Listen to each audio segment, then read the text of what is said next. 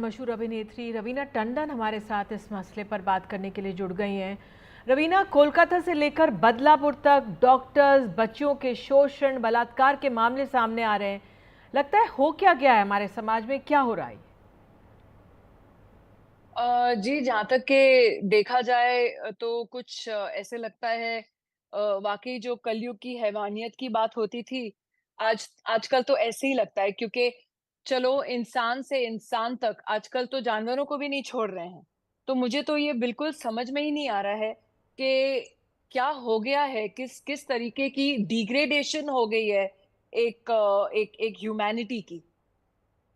बिल्कुल रवीना, 2012 में निर्भया का मामला सामने आया था।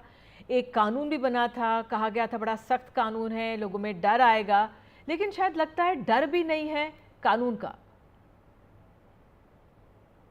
जी, ये सही कहा आपने कि ऐसे लगता है कि कानून का डर नहीं है। जितने क्रिमिनल्स हैं, जितने रेपिस्ट हैं, कहीं न कहीं उनको शायद अपने ज़हन में ये लगता है, अरे हम तो छूट जाएँगे।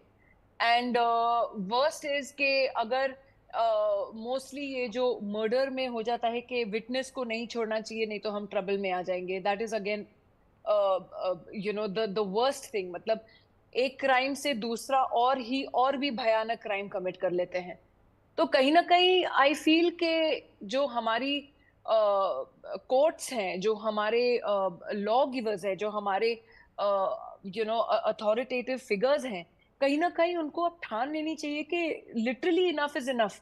हम कब से यही दौर आ रहे हैं और आज मुझे बल्कि बहुत ही अच्छा लगा जिस तरीके से हमारे चीफ जस्टिस जी ने डीवाई चंद्रचूड़ जी ने कहा कि क्या हम एक और रेप और मर्डर का वेट करेंगे तभी हम एक्शन लेंगे? हम क्यों नहीं ले रहे हैं ऐसा? हम क्यों नहीं ग्राउंड ब्रेकिंग लॉज़ जो हैं उनको एक एक it's time for a quick change. आप आज भी देख रही हैं कि जो अजमेर रेप केस और एक्सटॉर्शन और ब्लैकमेल का केस था, आज 32 इयर्स के बाद, 32 सालों के बाद आज वो केस को आज उनको अंडर पॉस्को एक्ट डाला गया है। तो it takes 32 years for us to get justice. I mean ये तो मज़ाक है ना? तो फिर कौन डरेगा उससे? वो तो अपनी ज़िंदगी रवीना, सारे जी रहे थे।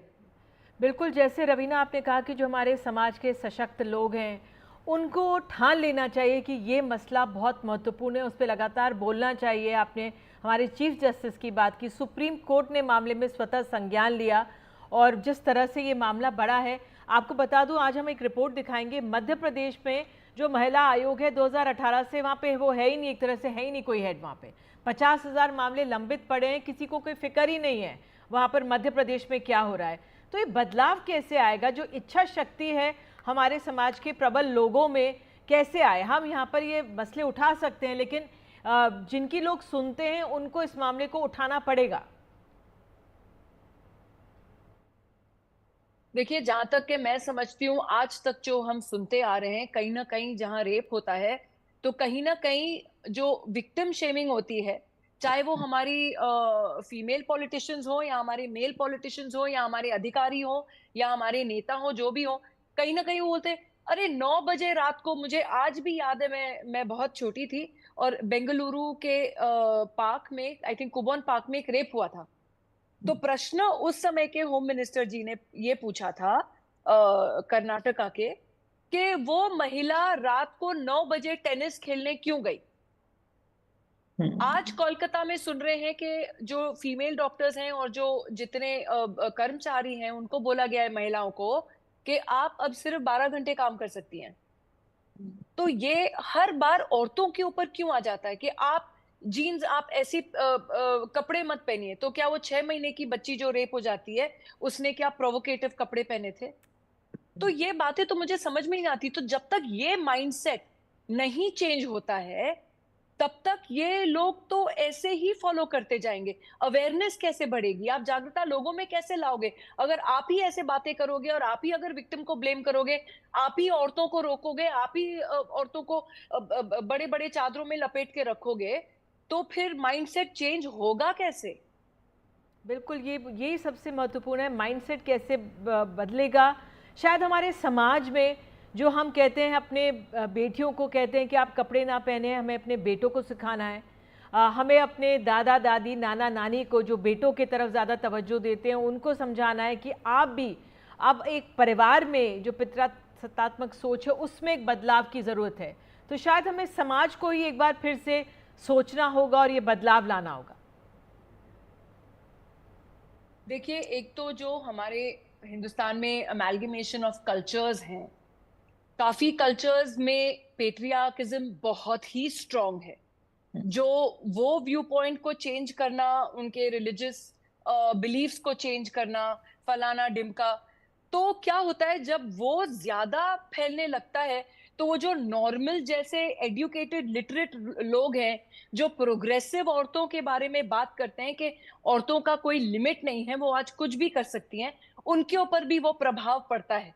क्योंकि अनफॉर्चुनेटली वो जो पेट्रियार्कल सिस्टम्स हैं, उनमें जो जो फैमिलीज के जो पेट्रियार्कल सिस्टम्स हैं, उनके बच्चे जो हैं वो ऐसे ही उनकी परवरिश होती है कि अगर लड़की जीन्स पहनी है तो वो बहुत ही चालू है, तुम कुछ भी कर सकते हो उसके साथ, और जो लड़की शलवार कमीज पहनी है तुम सिर्फ उसका रिस्पेक्ट करोगे।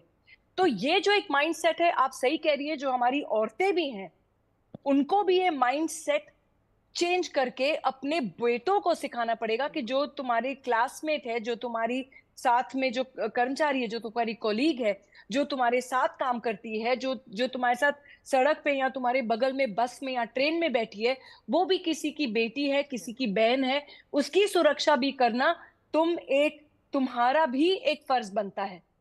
और किसी बिल्कुल। का भी, हम तो बोलते हैं जो भी अबला हो, चाहे बच्चे हो या औरतें हो।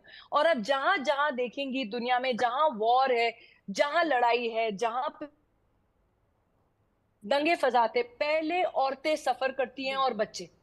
It's always the children and women who are affected the most with violence. And ये मैं आज से नहीं, मैं बहुत सालों से बोलती आ रही हूँ। मैंने 2017 में एक फिल्म बनाई थी, मात्र। आप अगर वो फिल्म देखेंगी, उसमें हमने यही बताया था कि हाईवे पे एक माँ बेटी जा रही है, दिल्ली गुड़गांव के अगल बगल जो हाईवे है, और वहां पे उन दोनों माँ बेटी का रेप हो जाता है। हम लोग ने ये शूटिंग खत्म की थी करीब मार्च अप्रैल में, और हम बॉम्बे आए थे, हम लोग पोस्ट प्रोडक्शन का काम कर रहे थे उस पे, फिल्म पे। एंड आप यकीन नहीं मानेंगी, in August and I think July August, there was another rape of a mother daughter, जो हाईवे पे एक गैंग ने मदर डॉटर की उनके फैमिली के सामने रेप की है। एंड अखबारों में हम लोग देख के चौंक गए कि हम लोग जो फिल्म बना रहे थे, अब तक जो रिलीज भी नहीं हुई है, वाकई में 3 महीने पहले ऐसा एक इंसिडेंट हुआ है। मतलब इतना भयानक हो गया है सिचुएशन। बिल्कुल प्रवीणा, आप हमारे साथ जुड़ी, बहुत बहुत शुक्रिया, धन्यवाद। उम्मीद यही करते हैं कि हमारे समाज में एक तरह से इस अन्याय जो हो रहा है उसकी गूंज गूंजेगी और कुछ सुधार होगा।